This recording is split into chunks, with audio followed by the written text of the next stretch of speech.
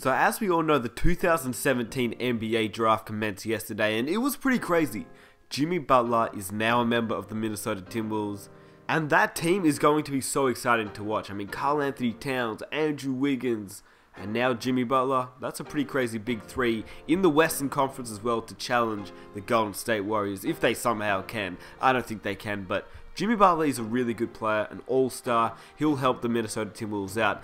So in this video, we're going to be talking about 4 winners and 4 losers of the 2017 NBA draft. And as you can imagine, the first winner I have are the Minnesota Timberwolves. Word on the street coming into the draft was that Tom Thibodeau wanted to get a veteran guy to help Minnesota speed up its rebuilding process pretty much.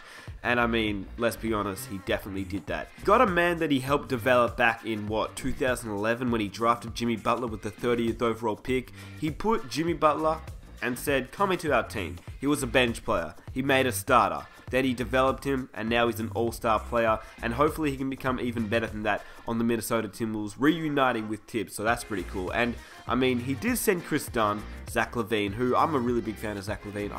I think Zach LaVine is a really good player, and I think he will take time to develop. So for the Chicago Bulls, which we will talk about, you're not in the worst situation because I do think LaVine is really good, and Chris Dunn, he may take some time, but he's alright as well. We don't really know what he's about yet, but they also sent the number 7th overall pick, which turned into Markkanen, so I guess that's alright for Chicago. But for the Timberwolves, I mean, they get an all-star who is coming off his first All-NBA season, now in Minnesota. Butler gets to pair up with Karl Anthony Towns and Andrew Wiggins, which obviously should allow the Timberwolves to get back into the playoffs for the first time since 2004, and for the first time without Kevin Garnett.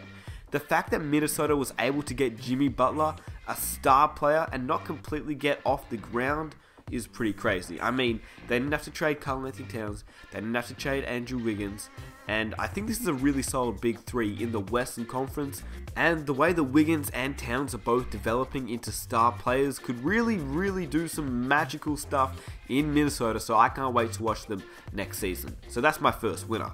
The second winner that I have in the NBA draft was the Phoenix Suns. Now, weeks leading into the NBA draft, there were so many rumors about Josh Jackson. At one point, the Lakers wanted him at number 2, the Celtics wanted him at number 1, then they traded down to get number 3, and they wanted him at number 3, but then, in the end, Josh Jackson went at pick number 4, and I think Jackson is going to be the best fit alongside Devin Booker. And not only that, the Phoenix Suns now have a young core of Devin Booker, Josh Jackson, and Marquise Chris. Not to mention, they also have Dragan Bender, who they drafted last year, and he will take a little bit of time to develop. But they still got Eric Bledsoe as well. So I think for the Phoenix Suns, they're looking really good. And a Devin Booker, Josh Jackson, that's a pretty good matchup to go along in the Western Conference. And it's kind of annoying that all these teams are in the West, like Phoenix and Minnesota, but I guess we got Philly in the East. But I wish we had a few of those younger teams in the East, like Minnesota and teams like that, as well as 76ers, because I feel like in a few years they'll actually be able to challenge LeBron, whereas in the West they won't be able to challenge Golden State, if you know what I mean. But Phoenix looks really good with Josh Jackson, a super athletic wing who is perfect alongside Devin Booker, who I love Devin Booker. He'll be a really good player. And even if he doesn't have the star potential, he'll still be able to space the floor, and I reckon he'll have a big impact in Phoenix. So I think the Phoenix Suns, they do manage to get Josh Jackson, and just for that, they are winners in this. But the real winners, in my opinion, and this was not expected, the Sacramento Kings. The Sacramento Kings, I guess you could say, well, they haven't had the best draft history over the last few seasons, but this draft, I think, can change everything. Not only did the Kings get the man they targeted the whole time, Kentucky point guard De'Aaron Fox, who, in my opinion, he has that level of potential that most players in the NBA draft don't have. Literally, De'Aaron Fox is a really good player. With the 5th pick, I think that's a really good pick for the Sacramento Kings. And not to mention, they slid a few spots back and went to the 10th pick, but then they ended up trading that 10th pick for a 15th pick and a 20th pick. So, to be honest, I was actually pretty worried when they made that trade when I was watching the draft, but in the end, they actually did really well. They ended up getting Justin Jackson, who's a really good shooter and a small forward who they need, and Harry Giles. Now, Harry Giles, if you guys watch my NBA draft prospect video, the one I only made like, I think 2 days ago, Harry Giles was a guy that I wanted in Miami, and as you guys know, I'm a Miami Heat fan. I really wanted Harry Giles. They picked him up with the 20th pick, and in my opinion, he has probably the highest potential in the NBA draft. Maybe not the highest, but one of the highest. The only thing is, he got injured. And if he didn't get injured, I think he'd be a top 10 pick easy. So, a former top prospect who has been slow to recover from knee injuries with the 20th overall pick, that's a really smart and solid move by the Kings. So, they drafted 3 really good guys, and although, yeah, they could have had the 2 Kentucky boys, De'Aaron Fox is really good, Justin Jackson's pretty good, and Harry Giles has a lot of potential. So, the Sacramento Kings, in my opinion, they had the best draft. I mean, obviously Minnesota got Jimmy Butler, a star player, but really, the Sacramento Kings did really well, and don't be surprised to pair them up with Buddy Hield. The Kings could be amazing in a couple of years. Like seriously, De'Aaron Fox, Buddy Hield, Justin Jackson, and even, hopefully, I really hope that this man develops, Harry Giles. This team could be really good, along with Willie Cauley-Stein. They'll be a fun team in the future, for sure.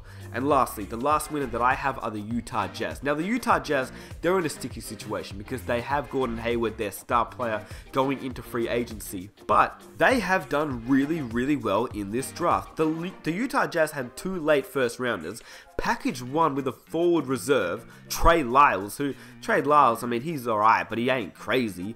To trade that up to the number 13 overall pick and take Donovan Mitchell. If you guys watched my NBA draft prospects video, I talked about Donovan Mitchell. He was pretty good. He's just an average shooting guard, and he looks alright. But the fact that they had 2 late first rounders, and they only had to give up Trey Lyles in one of them for Donovan Mitchell, that is amazing, I think, for the Utah Jazz. And they are facing the potential departures of George Hill and obviously Gordon Hayward in free agency, but Utah jumped on the chance to take a guard anyway who can play on and off the ball and could replace either one of the 2, George Hill or Gordon Hayward, but I think it's obvious that he'll most likely replace George Hill if he leaves. And he's just a really solid player. Now, he ain't crazy, but he's alright. Donovan Mitchell seems like a decent player, and I really don't know why the Denver Nuggets took that trade at all. I don't think they need another big man in Trey Lyles, so in the end, I think one of the losers was the Denver Nuggets for sure, but I guess we'll talk about that in a second. But I think the Utah Jazz, they made a very solid trade right there, just getting the number 13 overall pick. And then late in the first round, they also grabbed a few spots up and drafted Tony Bradley. So that's another decent move for the Utah Jazz, who didn't seem like they were going to do anything going into the draft, but ended up with the 13th overall pick and Tony Bradley. That's pretty solid for them. So I think they did alright. Now, for my losers, let's talk about the Denver Nuggets. Why in the world did you get Trey Lyles? You gave up the number 13th overall pick. You could have really used that number 13th overall pick. Harry Giles, why didn't you go after him? Yeah, I get it. You're going with a young team. I don't even know what you're doing. I really don't. Why would you get Trey Lyles? Like, for real. Denver, I don't even know what you're doing, but I don't like what you're doing. And Emmanuel Mudiay, he's alright, but he ain't crazy. Jamal Murray, I like him. I think he's a good player. Jokic, I like him as well. So, what are you doing? Why would you trade that 13th overall pick? You know what? I'm not even going to talk about that anymore. It just makes me pissed off. I got a few Denver Nuggets friends and they weren't happy about that either. So let's just get on to the next team, the Chicago Bulls. See, this is where I disagree with a lot of other people. I do think that the Bulls obviously lost the trade, and I do think that they are one of the so-called losers in this NBA draft. But don't think that that's a fully bad thing, because had any other team traded away their star player, I think they'd be in the losers column as well, don't you think? So the Bulls, yes, they're in the losers column, but don't think they really took an L in this trade. They might have took an L, but it might have just been a minor one, and in my opinion, it is a really minor L. The only L that I think that really happened here in this trade is that the Bulls also gave up the number 16th overall pick. Had the Bulls not traded away the number 16th overall pick and actually kept their pick, they would have the 16th pick, the 7th pick, Zach LaVine and Chris Dunn. Now that right there, that seems like a pretty solid trade to me for a team that was looking to trade Jimmy Butler this whole time. Don't you agree? So yes, the Bulls took an L, but they didn't take the biggest loss out of all the teams in this NBA draft, in my opinion. That is just my opinion. They were going to have to trade Jimmy Butler, and they did. They traded him to the Minnesota Timberwolves, and we talked about the Timberwolves, so let's talk about the Bulls. They got Zach LaVine. who I think, yeah, Zach LaVine, I love him. I think Zach LaVine is a really good player. He's one of those guys where when he came in the league, I was really excited to watch him because he could dunk. But as I've actually watched him, I realize how much he has improved. His work ethic is crazy. He has really, really improved on his jump shot. The guy can shoot. He can seriously shoot, and I'm not even kidding. He can really shoot. So watch out for Zach LaVine after he comes back from his injury. Chris Dunn, people give him so much slack. I mean, Chris Dunn, man, he's only been in the NBA for 1 year. He literally, the dude, he got drafted last year. Give him a chance as well. So I don't think Chicago really did that bad. They may have not drafted the best player, in my opinion. I mean, they ended up getting Markkanen, who Markkanen, I don't really know about him. He seems like he's alright. He's got a little bit of potential here and there, but it's unclear if he'll be able to be a high-level long-term player for Chicago.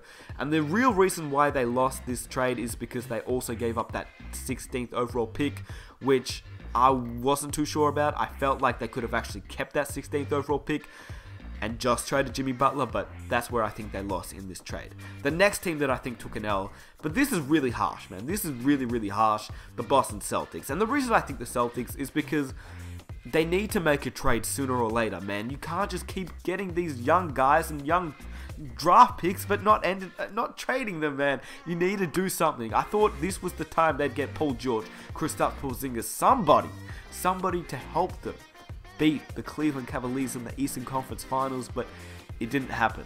They ended up trading Markelle Fultz for, what, Jason Tatum? I don't know about that, man. That's pretty much what they did in this year's NBA draft. They just traded down. So, if I'm the Boston Celtics, I'm hoping you have a big free agency, because I don't know what Danny Ainge is doing at this point, and I really thought they were going to make a trade, and so did a lot of people, and that's the reason why I have them taking an L as well. The next team. And funnily enough, this is not a team. This is a man. In fact, he's my favorite player. So most of you guys already know. But he took a massive L in this NBA draft. Dwayne Wade. I'm sorry, man. It's not your fault by any means. In fact, it's the Chicago Bulls' fault. But he took a massive L. For those that don't know, on Wednesday, Wade opted into his final year with Chicago. He opted into year 2 of his contract in Chicago, and on Thursday, he lost Jimmy Butler. Now imagine that. On Wednesday you sign, on Thursday you lose your best mate in Chicago. And now he's stuck on a team that is building for the future, not the present, and a guy that is 35 years old. He came close to what, 41 wins last year and about to win 21 this year? Surely he takes an L here. Why did he opt in on Wednesday? Why didn't he wait until the draft was over? I guess he really chased the money, man, but I think a lot of teams you would be surprised. Someone would have offered him that amount of money to come to their team. So I think now Wade is in a sticky situation. He's 35 years old and almost surely won't be around to see that part of the future that Chicago is trying to build. So now he has to ride a full season, which will likely just be pretty much a wasted season for Wade, who now will turn 36 the next time he can sign with a new team. So the thing now is that he can negotiate some sort of buyout with Chicago, but man, that is a sticky situation, and I'm sorry to see that, man. I love Dwayne Wade. As you guys know, my favorite player. He took a massive L for signing that contract on Wednesday and returning to Chicago, who now are building for the future. And for a guy like Wade, who wants to win, I just can't see that being a good thing for him. So he took an L on this one. And that's 4 teams that took an L. So if you guys enjoyed this video, definitely hit that subscribe button. If you like the NBA, hit that subscribe button. If you enjoyed the video, give it a like. Let's aim for 3,000 likes. That would be amazing. And if you guys want to watch tomorrow's video, let me know down below in the comment section and hit that subscribe button if you're ready for it. I'm out. Peace.